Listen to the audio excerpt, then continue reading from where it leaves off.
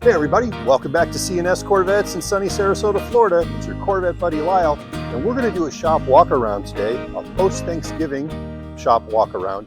And let me tell you, I haven't had this many cars here and this many different kinds of cars here in a long time. So today's a great day for you to catch us.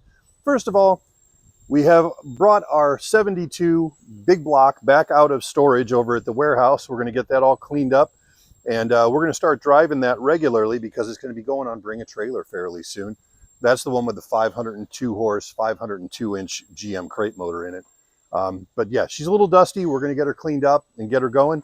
And then I'm probably going to drive her home a couple of days because it's an automatic, which means I can drive it. Come on in. We've got this 2000 here that we just did the torque tube on this car and the rear main seal plate. It's going back together. Hopefully we can get this on the ground today and get it test driven so we can get it back to its owner. Follow me. Over here, we have a 2007 that we installed Morimoto lights on this car about 5 years ago. And you can see that this car's lived outdoors most of its life and the lenses have started to kind of get a little crusty.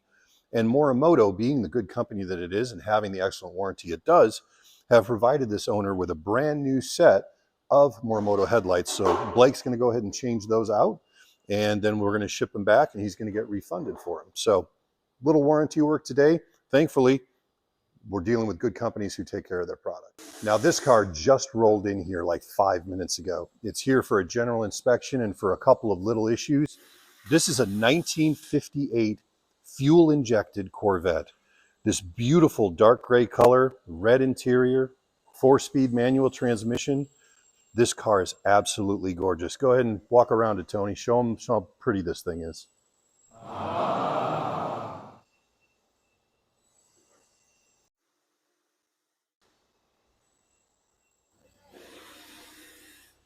Now, for those of you out there who are trying to figure out how to identify a 58, if you ever see one on the road, it's the 1 year only that it had all of these ridges, what look like fake vents on the hood. And if you come around to the back of the car, it's also the only year that the Corvette had these chrome strips going down the trunk. That's how you identify a 1958. And this is just a gorgeous example. Take a look at my lot. When was the last time you saw us have this many cars here? I can't remember. All right, let's count them down. Right here, we've got a 2007 that we did an F55 delete on using the simulators, but there's an aftermarket stereo in this car. And I'm going to do a video about aftermarket stereos and C6s, but suffice it to say, a lot of the information that flows throughout these cars, especially if you have the GPS radio, flows through the radio. So when you put a non-original radio in there, a lot of those data links don't quite work right. So even with the simulators and everything, we could not get this car to recognize that, hey, everything's cool.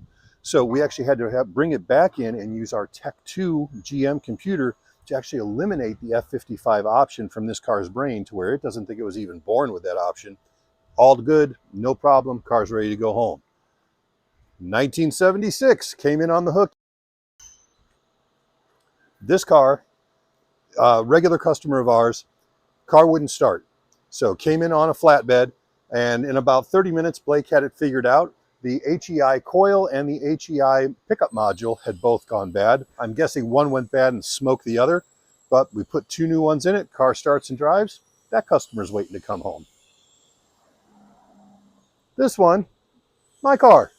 And as you can see, we have managed to successfully repair the damage that, being the dum-dum that I did to this car. So new quarter panel, new rear bumper, painted, kind of sorted to match, brand new GM wheel that I got from House of Wheels on the other side of the coast. Only place I know of that still has original new ones, but I'm happy to be back driving her again because I missed her. I didn't have her since September, so I'm enjoying her today. Okay, this car is a 1998 and it's an early 98.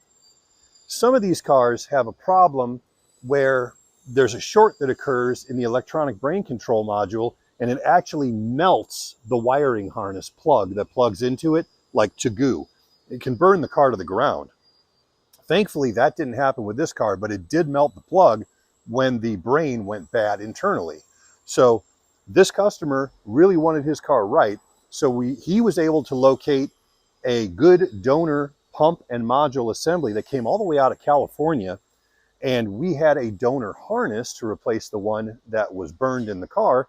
So we had a couple of days in this car getting access to be able to run all the wiring for the chassis, because on an early 98, the ABS pump is all the way at the back under the rear bumper instead of being between the engine and the radiator like it is on earlier cars. But we've got him all sorted out. He's ready to go home. This is a 2012 Centennial Edition Grand Sport in the carbon flash paint with the matte black stripes from the factory.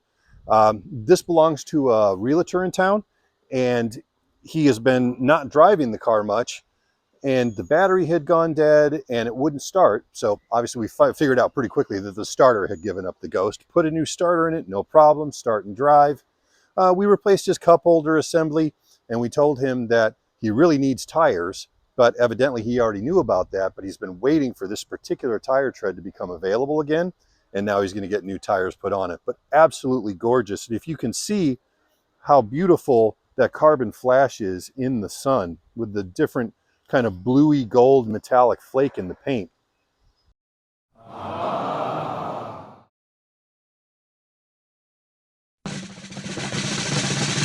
Interestingly, all the external black trim on a C7 is also painted carbon flash. So come here. This is a C7 parts car that we just bought. And so like carbon flash, carbon flash, carbon flash, carbon flash, carbon flash, carbon flash. And a lot of people think it's just black, but when you look at it in the sunlight, it does have that beautiful speckled kind of metallic tint to it. So really cool color. And in fact, our video guy, Tony, just bought himself a really nice 2010 Mustang GT, and it needs a paint job, and he's thinking about doing it in that color, which I think would be really, really cool. We're excited to see what happens with that.